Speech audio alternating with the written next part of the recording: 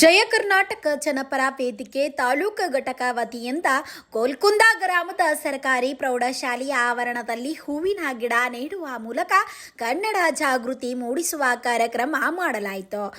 ಕಾರ್ಯಕ್ರಮದ ಅಧ್ಯಕ್ಷತೆ ಅಶೋಕ್ ರೆಡ್ಡಿ ಚಿಲುಮೆ ಸರ್ಕಾರಿ ಪ್ರೌಢಶಾಲೆಯ ಮುಖ್ಯ ಗುರುಗಳ ಕೋಲ್ಕಂದ ವಹಿಸಿದ್ರು. ಸವಿತಾ ರವಿ ರಾಠೋಡ್ ಗ್ರಾಮ ಪಂಚಾಯಿತಿ ಉಪಾಧ್ಯಕ್ಷರು, ಕೂಲ್ಕುಂದ ಮುಖ್ಯ ಅತಿಥಿಗಳು, ಸಿದ್ದಯ್ಯ ಸ್ವಾಮಿ ಅಡಕಿ ಪತ್ರಕರ್ತರು, ಸಂಘದ ತಾಲೂಕು ಪ್ರಧಾನ ಕಾರ್ಯದರ್ಶಿಗಳು ಸೆಡಂರವರ ಕನ್ನಡ ಜಾಗೃತಿ ಬಗ್ಗೆ ವಿಶೇಷವಾದ ಉಪನ್ಯಾಸ ನೀಡಿದರು. ವೀಕ್ಷಕರೇ, ವರದಾ ಸ್ವಾಮಿ ಬಿ ಹಿರೇಮಠ್ ಜಯ ಕರ್ನಾಟಕ ಜನಪರ ವೇದಿಕೆ ಜಿಲ್ಲಾ ಉಪಾಧ್ಯಕ್ಷರು, ಕಲಬುರಗಿ ಮುಧೋಳ್ ವಲಯ ಮತ್ತು ಕೂಲ್ಕುಂದ ವಲಯದಲ್ಲಿ ಕನ್ನಡ ಭಾಷೆ ಎಲ್ಲ ಇಲಾಖೆಯ ಕ್ಷೇತ್ರದಲ್ಲಿ ಬೆಳೆಯಲಿ ಎಂದು ಮಾತನಾಡಿದರು. ಮತ್ತು ಅದೇ ರೀತಿಯಾಗಿ ಓಂ ಪ್ರಕಾಶ್ ಅಬಕಾರಿ ಇಲಾಖೆ ನಿರೀಕ್ಷಕರು ಡ್ರಗ್ಸ್ ಗಾಂಜಾ ಸೇವನೆಯಿಂದ ಹಾಗೂ ಆರೋಗ್ಯ ಹಾನಿಕರ ಬಗ್ಗೆ ವಿಶೇಷವಾದ ಉಪನ್ಯಾಸ ನೀಡಿದ್ರು. ಸರ್ಕಾರಿ ಪ್ರಾಥಮಿಕ ಆರೋಗ್ಯ ಕೇಂದ್ರ ಆಡಳಿತ ಅಧಿಕಾರಿಗಳ ರೇಖಾ ಶ್ರೀನಿವಾಸ್ ಮೊಗದಂ ಅವರು ಆರೋಗ್ಯದ ಬಗ್ಗೆ ಉಪನ್ಯಾಸ ನೀಡಿದ್ರು.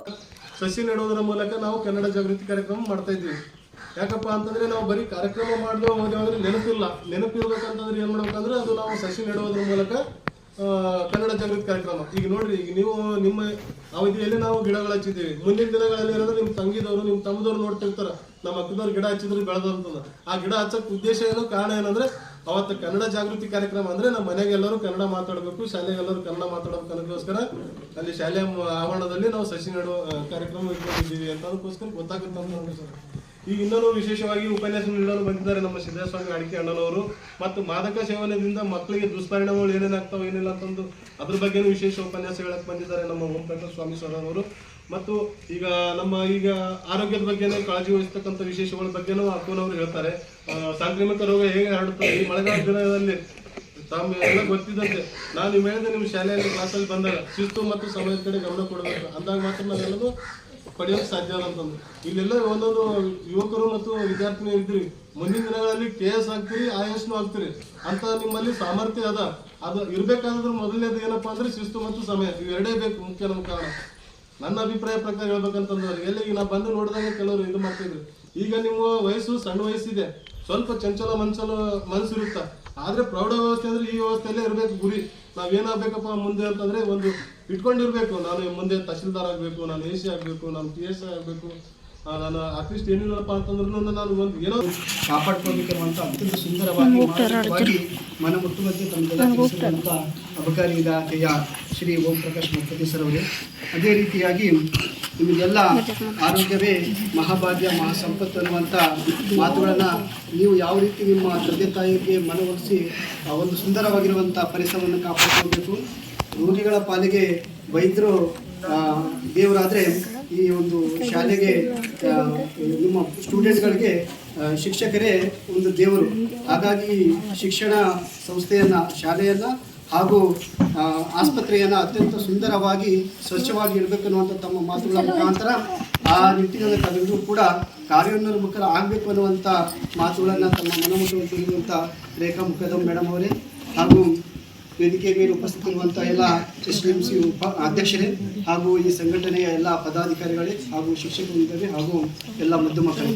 ನಾನೇನು ಹೆಚ್ಚಿಗೆ ಸಮಯ ತೆಗೆದುಕೊಳ್ಳೋದಿಲ್ಲ, ಯಾಕಂದರೆ ಈಗಾಗಲೇ ಸಮಯ ಸಾಕಷ್ಟು ಆಗಿದೆ. ನನಗೆಲ್ಲ ಗೊತ್ತಿದೆ, ನಿಮಗೆಲ್ಲ ಎಕ್ಸಾಮ್ ಮುಗಿದಿದೆ, ಹಸಿವಾಗಿದೆ, ನೀವೆಲ್ಲರೂ ಬೇರೆ ಬೇರೆ ತಾಂಡಗಳಿಗೆ ಬೇರೆ ಬೇರೆ ಹಳ್ಳಿಗಳಿಗೆ ಹೋಗಬೇಕಾಗಿದೆ. ನಾನು ಹೆಚ್ಚಿಗೆ ಸಮಯ ತೆಗೆದುಕೊಳ್ಳೋದಿಲ್ಲ. ಇವತ್ತು ಏನಂತಂದರೆ, ಇವತ್ತು ಕನ್ನಡ ಜಾಗೃತಿ ಮೂಡಿಸುವಂಥ ಅಗತ್ಯ ಹಿಂದಿಗಿಂತಲೂ ಇವತ್ತು ಭಾಳ ಅಗತ್ಯ ಇದೆ.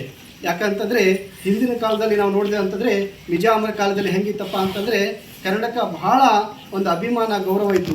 ಯಾಕಂತಂದರೆ ಆಗಿನ ಕಾಲದಲ್ಲಿ ಎಲ್ಲ ಈ ಮಠಗಳಲ್ಲಿ ಮತ್ತು ದೇವಸ್ಥಾನಗಳಲ್ಲಿ ಹೊರಗಡೆ ಉರ್ದು ಬೋರ್ಡ್ಗಳನ್ನು ಹಾಕಿ ದೇವಾಲಯಗಳಲ್ಲಿ ಮಠಗಳಲ್ಲಿ ಕನ್ನಡವನ್ನು ಬೋಧಿಸ್ತಾ ಇದ್ದರು. ಆದರೆ ಇವತ್ತು ಪರಿಸ್ಥಿತಿ ಬೇರೆಯಾಗಿದೆ. ಇವತ್ತು ನಮ್ಮ ಕನ್ನಡ ಭಾಷೆ ಅತ್ಯಂತ ಪುರಾತನವಾಗಿರುವಂಥ ಜಗತ್ತಿನ 3ನೇ ಭಾಷೆಯಾಗಿದೆ. ಅತ್ಯಂತ ಶ್ರೀಮಂತ ಭಾಷೆ. ಈ ಕನ್ನಡ ಭಾಷೆಯನ್ನು ಅನೇಕ ದಾಸರು, ಕವಿಗಳು ಮತ್ತು ಸಾಹಿತಿಗಳು ಈ ಭಾಷೆಯನ್ನು ಅತ್ಯಂತ ಶ್ರೀಮಂತಗೊಳಿಸಿದ್ದಾರೆ. ಇಲ್ಲಿರುವಂಥ ಖನಿಜ ಸಂಪತ್ತು, ಸಾಹಿತ್ಯ, ಆಯಿತು ಅಂತಂದ್ರೆ ಮನೆಗೆ ಎಲ್ಲರಿಗೂ ಆಗ್ತವೆ. ಅದಕ್ಕೆ ಹೈಜೀನ್ ಕಾಪಾಡಬೇಕು. ಅಂದರೆ ಸ್ನಾನ, ನಿಮ್ಮ ಸೋಪು, ಟವಲ್ ಎಲ್ಲ ಸಪ್ರೇಟ್ ಅಪ್ಡೇಟ್ ಇಟ್ಕೊಂಡಿರ್ಬೇಕು. ಬಂದು ಹಾಸ್ಪಿಟಲ್ಗೆ ಕರೆಕ್ಟ್ ಅದರದ್ದು ಗೋಲಿ ತಗೋಬೇಕು. ಒಂದೊತ್ತಿಗೆ ತಗೋಲಿಲ್ಲ ಹಾಗೆ ನೀವು ಇಚ್ ಮಾಡಿದ್ರಲ್ಲ ಅದು ಮತ್ತೆ ಬೇರೆಯವರಿಗೂ ಸ್ಪ್ರೆಡ್ ಆಗ್ತದೆ. ಮನೆಗೆ ಏನೋ ತುರಿಸ್ಲತ್ತದ ಹೋಲ್ಬಿಡು ಅಂತಂದಕ್ಕೆ ಮನೆಗೆ ಕೂಡಬಾರ್ದು. ಆಮೇಲೆ ನಿಮ್ಮದು ಟಾಕಿ ಊರಿನಲ್ಲಿ ಏನು ಒಂದೊಂದು ಏರಿಯಾನಾಗ ನೀರಿನ ಟಾಕಿ ಎಲ್ಲ ಇರ್ತಾವಲ್ಲ ಅವು ಕ್ಲೀನ್ ಮಾಡಿಸ್ಲಕ್ಕೆ ಹಚ್ಚಬೇಕು ಕಂಪಲ್ಸರಿ. ಭಾಳ ಜನ ಬರ್ತಾರೆ ಟೈಫಾಯ್ಡ್ ಆಗಿದೆ ನೋಡ್ರಿ ಮೇಡಮ್ ಅಂತ ಕೇಸ್ ಹೇಳ್ತಾರೆ. ಆ ಟೈಫಾಯ್ಡ್ ಎದಕ್ಕೆ ಆಗ್ತದೆ? ನೀವು ಕರೆಕ್ಟಾಗಿ ನೀರು ಕಾಸು ಕುಡ್ದಿರಲ್ಲ ಅಥವಾ ಅದಕ್ಕೆ ಫಿಲ್ಟರ್ ಮಾಡಿ ಕುಡ್ದಿರಂಗಿಲ್ಲ. ಡೈರೆಕ್ಟ್ ಅದೇ ಟಾಕಿ ಒಳಗೆ ನೀರು ತೊಳೆದಿರ್ತಾರೋ ಇಲ್ಲೋ, ಎಷ್ಟು ದಿನಕ್ಕೆ ತೊಳೆದಿರ್ತಾರೋ ಗೊತ್ತಿಲ್ಲ. ಅವು ನೀರು ಡೈರೆಕ್ಟ್ ನೀವು ಕನ್ಸ್ಯೂಮ್ ಮಾಡೋದ್ರಿಂದ ಬೇಗ ಟೈಫಾಯ್ಡ್ ಬರೋದು, ವಾಂತಿ, ಲೂಸ್ ಮೋಷನ್ಸು ಇವೆಲ್ಲ ಆಗ್ತಾ ಇರ್ತವೆ. ಅದಕ್ಕೆ ಕಂಪಲ್ಸರಿ ನೀವು ಮನೆಗೆ ನಿಮ್ಮ ಅಮ್ಮ ಅಪ್ಪ ಅವರಿಗೆ ಅಷ್ಟು ಗೊತ್ತಾಗ್ತದೋ ಇಲ್ಲೋ, ಬಟ್ ನೀವು ಸ್ಕೂಲ್ನಾಗ ಎಜುಕೇಟೆಡ್ ಇರೋದ್ನಿಂತ ಹೋಗಿ ಮನೆಗೆ ಇಲ್ಲಮ್ಮ ಮುಂಜಾನೆ ಒಂದು ಸ್ವಲ್ಪ ನೀರು ಕಾಸಿಡು, ನಾವು ಅದೇ ಕುಡಿಬೇಕು, ಡೈರೆಕ್ಟ್ ನಳದಿಂದ ಕುಡಿಬಾರ್ದು. ಆಮೇಲೆ ಊರ್ನಾಗ ಇನ್ನು ಅಶೋಕ ಮಡಿವಾಳ್ ಕೊತ್ತಪಲ್ಲಿ ಸಂಘಟನೆಯ ತಾಲೂಕು ಅಧ್ಯಕ್ಷರು, ಸೆಡಂ ಅರಣ್ಯ ತಾಲೂಕಾ ಇಲಾಖೆ ಅಧಿಕಾರಿ ಅರ್ಜುನ್ ಕಾಶಿನಾಥ್, ಸಿಆರ್ಪಿ ಕೋಲ್ಕುಂದ ಶಾಲೆಯ ಎಸ್ಡಿಎಂಸಿ ಅಧ್ಯಕ್ಷರು ಜಗನ್ನಾಥ್, ಬಶೀರ್ ಅಹಮದ್ ಪ್ರಭಾರಿ ಮುಖ್ಯ ಗುರುಗಳು, ಪ್ರೌಢಶಾಲೆ ಮೋತಕಪಲ್ಲಿ ಇವರು ಜಿಲ್ಲಾ ಮಟ್ಟದ ಉತ್ತಮ ಶಿಕ್ಷಕರ ಸ್ಥಾನ ಆಯ್ಕೆಯಾದಾಗ ಸಂದರ್ಭದಲ್ಲಿ ಸನ್ಮಾನಿಸಲಾಯಿತು.